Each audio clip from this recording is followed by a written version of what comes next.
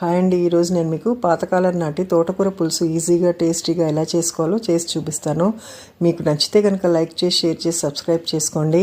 ముందుగా మనము ఇలా తోటకూరని బాగా శుభ్రం చేసుకుని ఉల్లిపాయలు, పచ్చిమిరపకాయలు, వెల్లుల్లిపాయలు తీసి రెడీ పెట్టుకోవాలి. తర్వాత ఒక ప్యాన్లో పోపు వేసుకొని దాంట్లో వెల్లుల్లి రెబ్బలు వేసేసుకొని పసుపు వేసి ఇలా పచ్చిమిరపకాయలు, ఉల్లిపాయలు, తోటకూర వేసి ఒక 3-4 నిమిషాలు బాగా వేపుకొని వాడ్చుకున్న తర్వాత టేస్ట్కి తగినంత ఉప్పు, కారము, అలాగే మెంతి కారం కూడా 2 స్పూన్లు వేసుకోవాలండి. ఈ మెంతి కారం గురించి మీకు నేను డిస్క్రిప్షన్లో ఇస్తాను.